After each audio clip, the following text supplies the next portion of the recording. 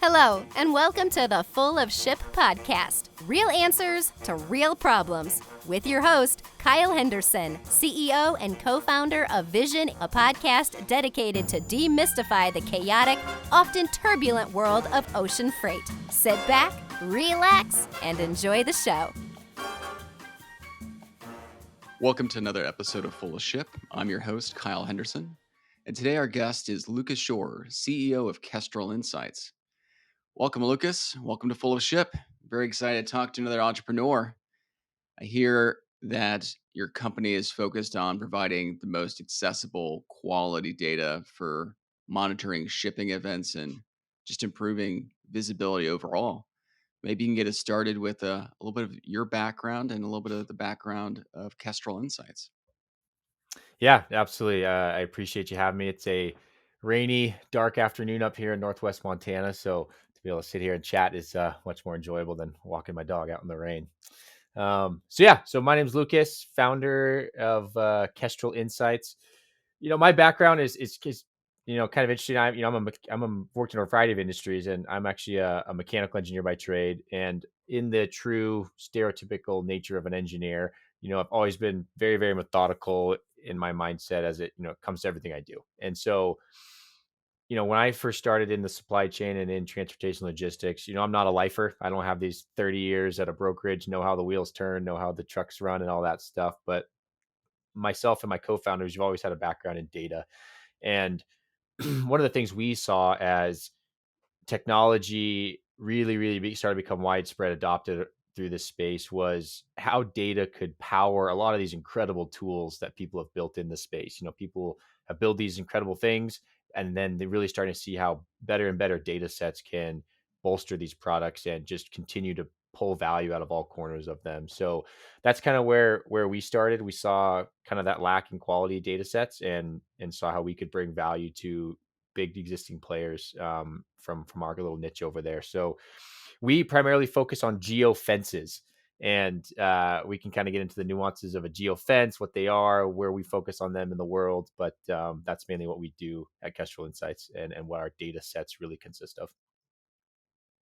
And with your geofences, your data sets, your focus on quality data to both empower and enhance and extend software. Who are the Yeah. customers of Kestrel? Like, what type of companies do you work with? It's a good question because and geofences are interesting because they're basically useless if they're alone. If they're standing on their own, you can't do anything with them. And so what we've seen in this industry is you're always comparing them against the location of some asset, whether it's a truck, a ship, a container. That's when geofences really start to show their true value. And they're very simple. It's three timestamps that people are using with geofences: arrival time, departure time, and detention or time spent on site at a facility. And what we mainly focus on are shipper facilities, distribution centers, ports, whether it's the terminal or the whole port, highways, different zones, anything along the supply chain that a customer wants insight to there. And so our customers are, we're not out there knocking on the door of every single carrier, every broker and bringing them our geofences. What we really mainly partner with are technology platforms and logistic tools in the space that are kind of SaaS based, because we see if we can get our geofences and our data sets to empower their tools, they have such a broader reach to the end users who are really on the road in this space, making the supply chain turn. So our typical customers are those logistics tools, those software platforms who are building tools that leverage geofences, and we can just bring them a higher quality data set to build those same tools on. So that's mainly where we play around the space and who we typically work with. So it's really exciting to hear that we're both working on similar problems around data, insights, visibility, making that data more accessible. Now, it's the monotonous routine, that manual process that continue to kind of slow down decision making and lead to costly errors. On the container side, we've seen container tracking help automate information sourcing. Similarly, at Kestrel, you've seen a lot of value in automated polygon geofencing. But first, let's level set with automation. What do you think the buyers in the market are focused on around automation? And what are they looking to solve through data that can help automate? You mentioned, those three key timestamps. Enter the fence, exit the fence. How long do you linger in the fence? Yeah. But what do those fences truly represent for their business at the end of the day? Yeah, and your question on automation, I think is it kind of covers the main value proposition of it. And I think as teams are always trying to optimize, the supply chain really gets a bad rap of being so inefficient and broken and all these things. I hate the word broken. It's like everyone's still getting stuff. People are still getting second day delivery on Amazon. People are still getting things. So it's not broken. But I think one of the biggest things is that optimization and always looking to improve and always looking to just be more efficient. Anything you do, it's any industry. But in supply chain, the automation has really, I think, taken such a big step with just the widespread adoption of technology in general. And so when it comes to geofences, the automation really comes from, no one's picking up the phone and trying to check in with the driver anymore and say, hey, did you arrive? Or how long were you there for? Or things like that. Geofences can really, really help automate that. Or as you try and make a driver's day much more efficient, and let's say you want to pop up check-in information for them the second they arrive at the gate, you need a really, really precise geofence to make sure that automation and those steps in a driver's day happen at the right times. Because if they happen a mile out, the driver's gonna be like, "What is this? I don't need my check-in information yet. I'm still looking at my directions." They're gonna swipe it away or cancel it. And then when they truly do arrive at the gate, now they don't have the paperwork, for example, that they needed at that moment. So I think that's how automation is really helping or is really making the waves in this space. Now, when you look at automation in terms of the actual creation of our geofences and where we've taken it to is there's two methods basically for geofencing in right now in the space. Number one is you can use circular geofences. They're arbitrary circles around a center point of usually that final destination. But the problem is they're really inaccurate. There's no property on Earth that's a perfect circle unless you're geofencing a pivot in the middle of a hayfield. So there's obviously going to be wasted space. So polygons are widely accepted as more accurate, but how do you get that polygon? And the current methods now on pretty much any telematics platform, whether it's the end user, logging into a dashboard and doing this, or even, on the back end with data teams trying to leverage geofences, someone's got to draw them. So someone is on a map, searching addresses, clicking around and creating those polygons. And so what we've been able to do through different data partners and kind of building a QA QC process to pair up with it is we've been able to automate that creation. So we're not sitting in Kestrel Insights drawing geofences. Thank God, that'd be terrible. And so where we've tried to focus on automation is give time back to those teams who are spending time drawing geofences to go do something else. Go do other revenue generating activities for your teams. Go solve other great problems around the space because every team that we partner with, none of them look at us and say, no, geofencing and the creation of geofencing is a core competency for us. I want 10 team members in the dark room drawing these. They're like, we've got bigger things to go do, bigger problems to solve. We're better at other things. So let's automate the process of geofencing so we can put time back in the days of our teams to solve meaningful problems. It's a long-winded answer on automation, but as you can tell, I love it. You had mentioned that polygons are more accurate because they better represent the triggering details of where means what. How, and I'm curious about this because also being a data company here at Vision, we we tout and we share the story that data quality is everything. I'm curious as you've built your product and you've built your company, what's the story been around building trust with the customer that the geofence is accurate? How how have you guys evolved from the first polygons you put together to and rolling them out to some customers and then being like, hey, these are great, and then they come back like, oh, but I need this tweaked or something didn't go right. Like how do you build trust in data when data works really well with automation, it's not seen or heard from, it just flows and it just works until occasionally something breaks. But just curious that trust story always ends up being a kind of a cornerstone of the customer relationship. So I'm curious how you guys have built it up over time. Yeah, and especially in data. Data is a word, it just the word in general invokes kind of like closed doors already, and people are like, oh, data, data, it's already a word that, that trust is so important. And I think it's an interesting question. One of the biggest things that we saw too with geofencing was, and especially when it plays on trust, is there's no standard. And so you take a Walmart distribution center, for example, and say there's 100 different carriers going there. Half of them could be using a circle. Another 30 could be drawing their own polygons. Another percentage is doing a mixture of the two or something. And so there's just no common ground to build from, whether it's looking into problems around detention or arrival times, or how to again optimize that driver shows up, gets unloaded, and leaves. To really start making these inroads, you need a data standard. And so that's one of the biggest things that I think helps build trust, is saying, hey, we're gonna work together to get to this standard, and this is why it's going to benefit everyone involved. So I think being open about the mission and how we're going to get there, I think, is number one.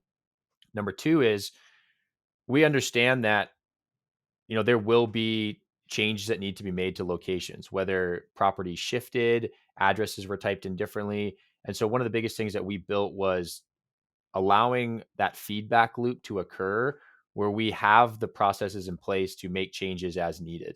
And so what I mean by that is, addresses are notoriously horrible to work with. And there's a lot of great companies, I think, trying to establish a kind of a standard away from addresses, which I think is great. And that's a whole nother thing that'll benefit tons of people. But since we're stuck working with addresses, that's one of the biggest things is, hey, let's help you get better addresses into your system. Let's show you on our end, when we geocode these and build you geofences, where some of these errors are occurring. So I think that open dialogue is huge, as well as what we're doing to correct things or make changes when requested.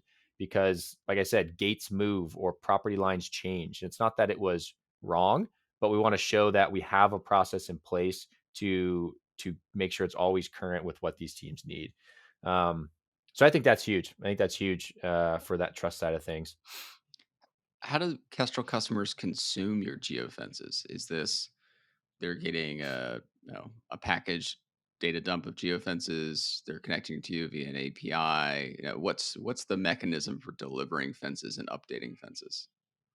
Yeah, so we both of those. So you can either just get a flat file from us, CSV with all the polygons you need, or you can tie into our API and ingest them that way.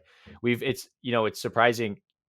I was caught off guard at how many people were like, API is great for this application, but if I just want quick dump like this, or I've got this other specific application for some little research project we're doing, we've had a lot of flat files, and so I love seeing the both of them. The API, I think, it's just very situational.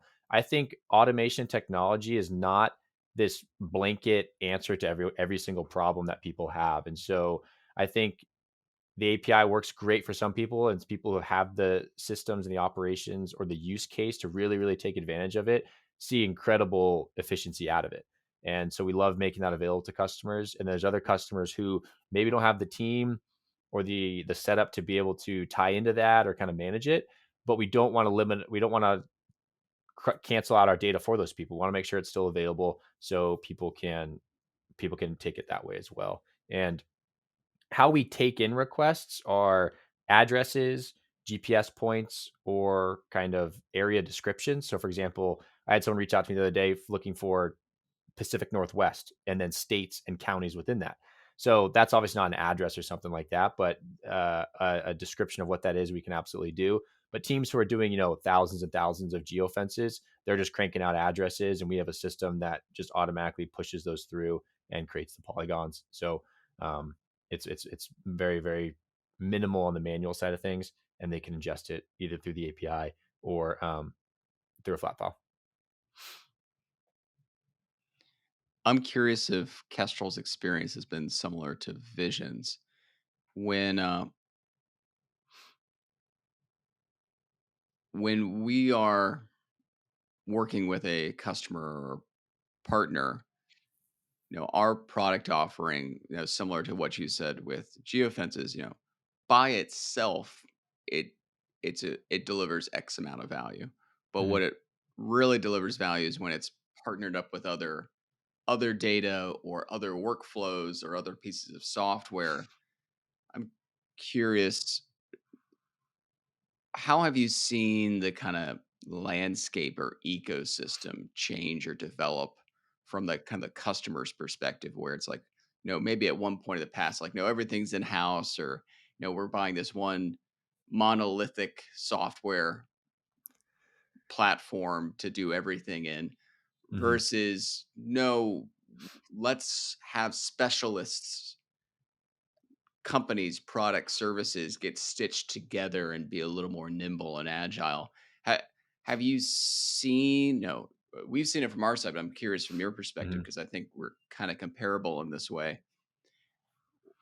How much of the tech in the industry you think today is kind of monolith versus ecosystem of services, APIs, products, and which way is the trend going?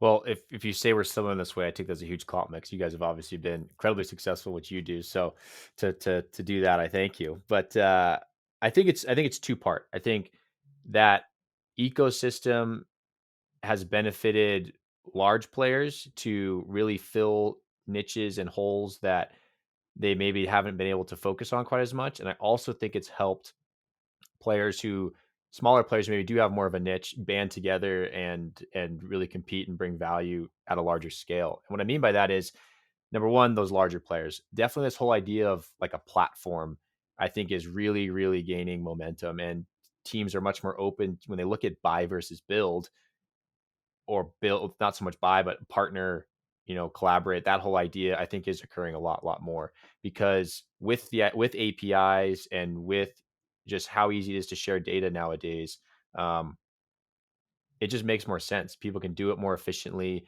They can usually get a higher quality because, like I mentioned earlier, I've never come into contact with a platform that's like, no, building geofences is a core competency of ours, and we're going to keep this in house. Usually they're like, thank thank God, this is great. Let's get this.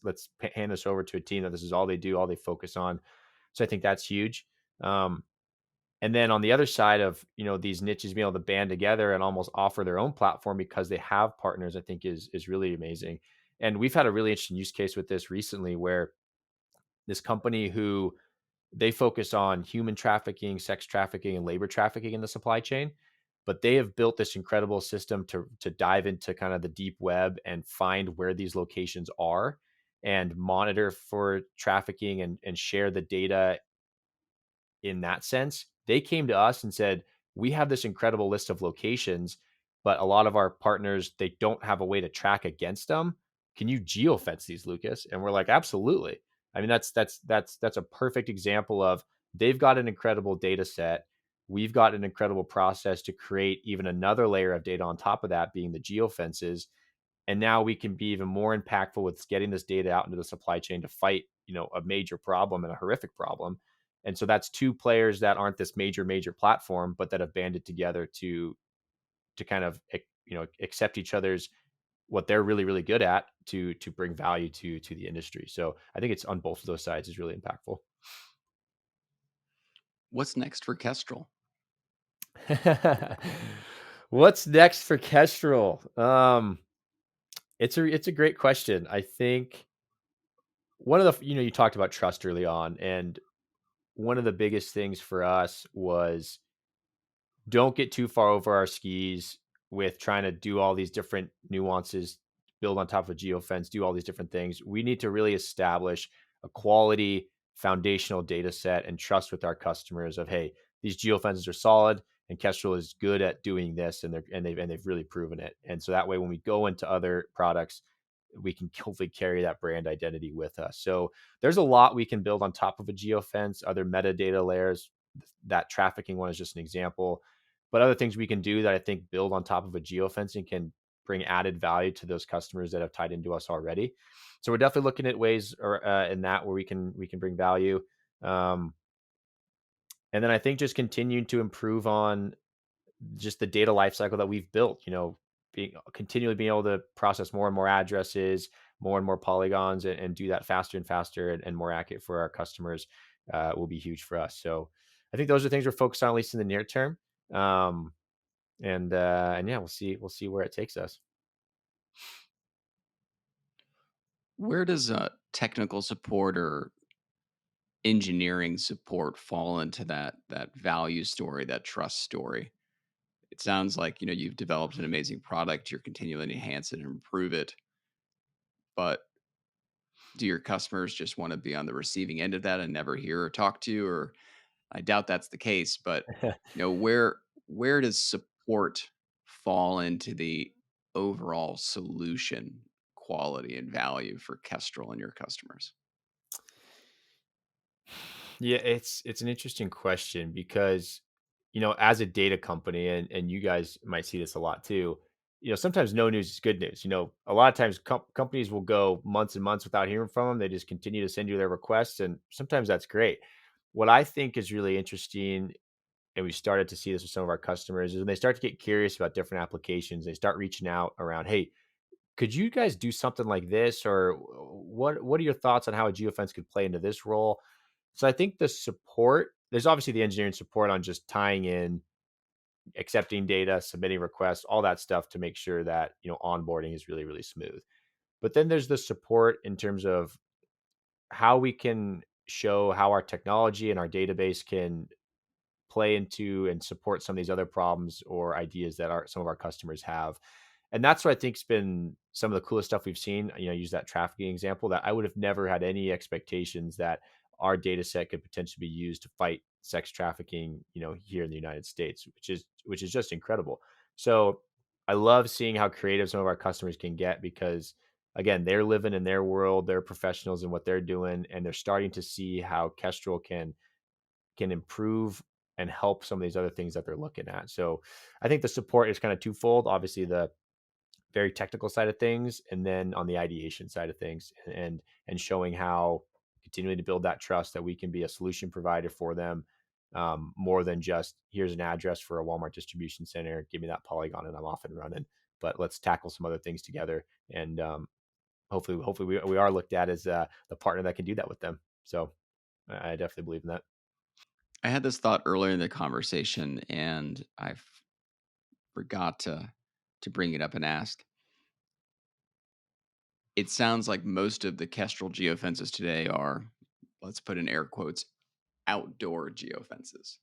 How much demand have you seen for wanting to do indoor geofences or manage that type of data set? Like, not just when trucks are arriving outside the Mhm. warehouse, but when things are moving around inside the warehouse. That's it. I'm not sure if that's something Kestrel focuses on or not, but just generally in the industry, what are you hearing since you guys are all things location? So I'm sure the topic on occasion comes up. Yeah, are you talking maybe like a warehouse management system, something like that, like indoors moving pallets, or is that kind of your thought on it? It could be that. It could be, not necessarily like bin oriented, but Mhm. years ago, I had the good fortune of working for a company named Navtech, which then got acquired by Nokia. And I worked on a special project, which was interior navigation. Example, how Hmm. does someone, and this was like before the iPhone came out. So, like, how does Yeah. someone use their flip phone to get walking instructions from one store in a mall to another store in a mall type of Mm. scenario? I'm just curious, have you heard anything about interior location technology needs from your customer base? So from our customer base, not a whole lot, just because I think just what our customers are focused on. That's not once things go inside, let's say, that's not really where their expertise is. But I've absolutely seen tons of applications for geofencing in that sense. And a lot of it, this is outside of supply chain, but a lot of marketing, especially in those denser areas, whether it's a mall. I know there's not too many Air malls tags, anymore, but yeah, yeah, yeah, exactly. Um, beacons. yep, Yeah. exactly. So I've definitely seen applications like that. The what I've seen in those areas though is two things. Number one, the the intricacy and the accuracy of a polygon isn't always as needed. So, for example, if you got a store and you're going to draw a 50-foot diameter circle around it, that use case is typically okay with that application of a geofence. An exact polygon around Gap or Old Navy or something is not necessarily always needed, especially in a marketing sense or in an indoor sense like that. Um, so I've seen that case. And then number two, for us, one of the biggest things that we saw with geofences was that need for a data standard. So where if you're going to the Walmart distribution center in Kansas City, this is the geofence for it. Whereas trying to make those inroads with, this store in this area, there's a little bit more room for kind of customization, which absolutely an opportunity there to capitalize on that, but not kind of what we were focused on. Um, I think it's a great question because I think as automation takes over so many manual tasks, it will absolutely be needed. And I think as the precision of location data, so that blue dot when you look on your Find My Friends and see where you're at, I think as that really, really becomes better and better and better, those interior geofences can be extremely valuable. Where in large take a large distribution center, for example, trying to get from one desk to the other. You look up an employee directory and you're like, where does John sit? And you hit go, and it can actually see, you've turned this corner around that cubicle, you've gone down this hall.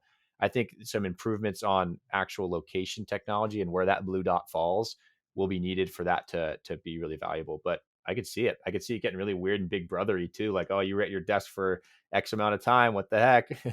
But obviously that's just I'm just kidding about that. But I think it could be really valuable once that location improves. You mentioned standards earlier in the conversation as well. What's Mhm. the state of affairs for geofence standards in the industry today? It's oh man, it's there is basically none. I mean, there are no standards. And I was just in Long Beach with at the IANA Expo, the Intermodal Association of North America, and at one of their committee meetings, they have a geofence task force that is trying to figure this out for their members and looking at solutions. So I think there's a lot of people trying to figure out, okay, what is the best way to go about this, because it's very clear that there is no standard. Um, and I think one of the biggest problems with that is not having a you need to have a data set that really is open to cross-platform implementation in every sense of the word. There's no competitive advantage here or there, truly allowing all users of a geofence to access it. Because the second you cut out one group, if that group needs geofences, and they're going to create their own, and you now have inherently disrupted that need for a standard. So I think that'll be a big play for geofences and helping out with that standard adoption. Um, but in terms of the current state of affairs, I don't think it's abysmal, but I think there's room for improvement, and I think the industry's open to it. And some of the biggest things pushbacks we often get are, or not pushbacks we get, but pushbacks we've seen are people like, well, I don't want better tracking of this or that because you're just going to use it to blame me for things or charge me for things.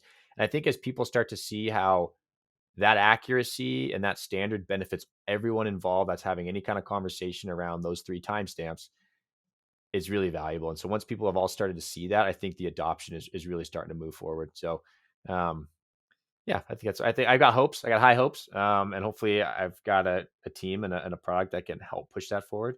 But yeah, there's some ground to make up, but we'll get there. Are there any organizations or companies you think are kind of well positioned to have a strong, educated perspective on what the standards should be? My mind goes to, they're not independent anymore, but you think about like OpenStreetMaps, or Mhm. a lot of work has been done by the Google Geo team, for example, on these Mhm. topics. Who are you seeing maybe having an opinion worth of listening to when it comes to standards in this space, and maybe even Yeah. the clout to push a standard? Yeah.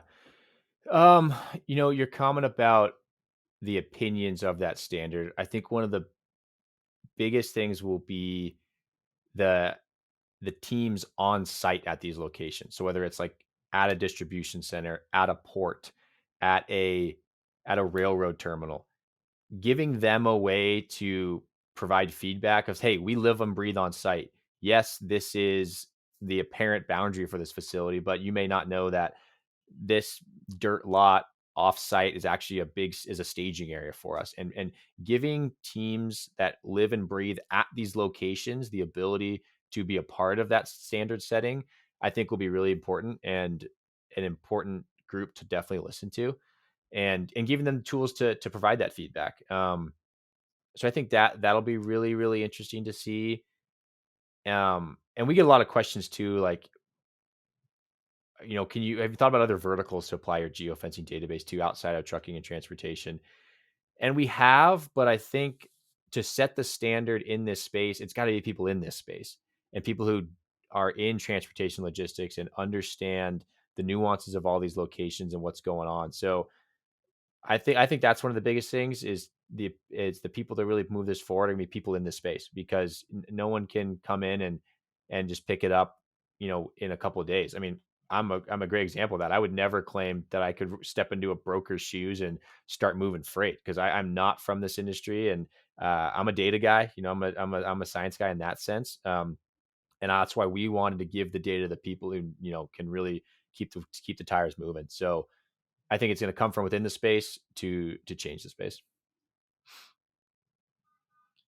I wonder if we'll see a company emerge in this space because, from my experience, having worked closely with the Google Geo team in the past, Mhm. people don't necessarily know this, but behind the scenes at Google Maps, there are teams of hundreds of people who are just going through and fixing errors and issues in the map.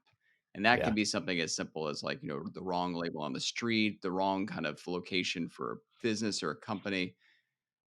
I mean, Google's mindset here is, we got to organize everything that has a geo quality to it. Which, if it's a physical thing, it has a geo quality to it in the world in Yeah. some way, shape, or form, and that's a lot of things to organize. I mention this because this need for some expertise in the industry.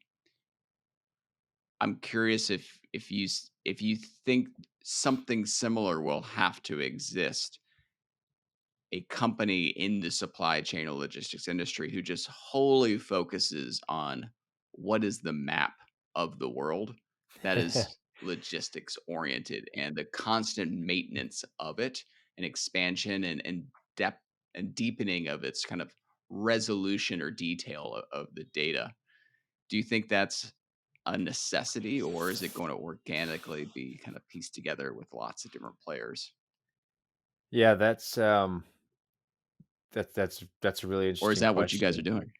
doing? Gosh, if I could claim to be doing that, I would love it. I wouldn't be sitting here in my home office. You'd see me I'd own the top 50 floors of the Empire State Building or something. It's an interesting question, and I I think it'll be kind of that platform approach, because even like Google, I think they're obviously a massive, massive company, but they've made major steps in getting to that point along, mergers and acquisitions. And I think whether it's Google now instead of, 100 companies that were, they all got there from so many great teams and so many great ideas that were able to build up and fill these niches. So I don't know. I think there's incredible teams that have nailed so many cool things. Like Trimble. They've got they have such an extensive their maps department in terms of navigation and their Copilot stuff. So that's an incredible part of it. And then other teams that are building out maybe facility profiles for locations. That could be a whole other part of it. So I think Google got to where they are was obviously over a long, long period of time. So could someone grow and eventually just gobble it all up and be the major player? Maybe, but I see it more as a collaboration between a lot of parties who have really nailed some aspect of it. Because, like you said, even Google, they've got hundreds and hundreds of GIS experts just fixing maps. So maps and geography and just geospatial stuff is so difficult unless someone goes around and just walks everything. So I think it requires expertise in very specific areas to kind of bring together all those parts to, like you said, nail the entire supply chain, or just the map of the supply chain and what every turn and every step. Um, so I think it'll be more of that approach than, uh, yeah, conglomerate being able just to do it all. But who knows? Yeah, this is recorded and in here for eternity. So everyone can call me wrong in 10 or 15 years if they want. So my last question or prompt, what's the future of geo in supply chain from your perspective? The future of geo. What do you mean by that? Help me elaborate on that a little bit for me. Not too much. 'Cause I know what do you kind of mean? Geotechnology, geodata, the digitization, the deepening Yeah. of automation around location in Yeah. supply chain. What do you think it's going to? How much is it going to mature? What's it going to unlock over the next few years from your perspective? I think accuracy and precision will be the next improvements of it all. Visibility, I think, really just exploded. It was top of everything, track everything, put IoTs on everything. And then now it's like, okay, we know where everything is, but to what degree of accuracy and to what degree of precision can we start to to do things with that? And we had a really interesting use case where a colleague of mine I know, when he was a broker, he lost $150,000 load of dog food because at 10 feet. That truck pulled up and it was 10 feet outside of the locked gate that it needed to be inside. And so I think that level of precision is really starting to matter. So instead of knowing that it was outside, raising an alarm and be like, no, no, no, you can't leave yet. Can't drop this truck yet. You got to get inside. The blue dot was close enough. And so as automation starts to take over, instead of someone walking out there and verifying it, saying, oh yeah, they appear there, they're close enough, good to go. That starts to, as tech starts to take over a lot of these manual tasks, that precision is really going to be needed to kind of push through, I think, the next step. So I think the precision and accuracy will be big, um, to just continue to build automation on top of that, because those three timestamps I talk about, arrival, departure, and time spent on site, they're really, really simple, but when curated accurately can be very, very powerful. Like, let's say right when that truck gets there, the minute that timestamp starts, that truck on that site is typically there for 37 to 41 minutes. So let's queue up their next load at 47 and a half or something. I think we can get down to that level of accuracy. But if the geofence is so big where it's like, oh, it's kind of got plus or minus 10 minutes or 15 minutes of arrival, you now can't begin to optimize to that level of accuracy where we're talking seconds. So I think that'll be the next phase of geo Yeah. is the accuracy and precision.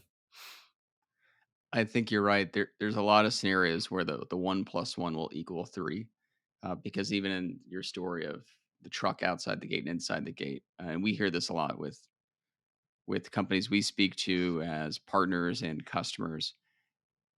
IoT devices have been such a hot topic in the past few years, but the value of what an IoT device can deliver, and in this sense, a- the blue dot is effectively generated by IoT devices one way or the Hmm. other, whether you want to say like, GPS on a cell phone is an IoT device, or if it's a more specific sensor in some way, shape, or form.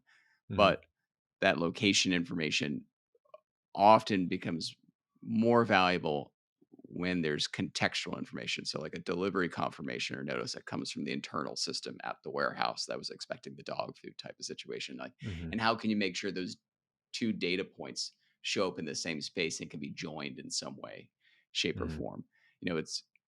It becomes a 1 + 1 = 3 type of scenario when you can connect all of these different data sets. And And getting to your point, you were describing that as automation before. yeah, no, I Well, definitely agree. Lucas, thank you for your time today. It was a pleasure chatting with you. This has been another episode of Full of Ship. I'm your host, Kyle Henderson. Our guest today was Lucas Schorer, CEO of Kestrel Insights, knowledgeable about all things geofences in the supply chain logistics industry. You can feel free to find Lucas and his company. What's the URL if people want to check you guys out? Yeah, absolutely. You can find us at kestrelinsights.com. You can find us on LinkedIn. And yeah, feel free to reach out and we'll certainly get back to you. But no, I appreciate you having me, Kyle. My pleasure, and I thank you on my behalf, my company's behalf, and of course on behalf of the audience. It was great hearing about these hot topics of geofences and the value they deliver. So, thank you again for your time. This has been another episode of Full of Ship. Until next time, I'm your host, Kyle Henderson. Cheers. Thank you for joining Kyle and his guest on the Full of Ship podcast. Be sure to subscribe and tune in next time as Kyle continues to demystify ocean carrier tracking with his future guests.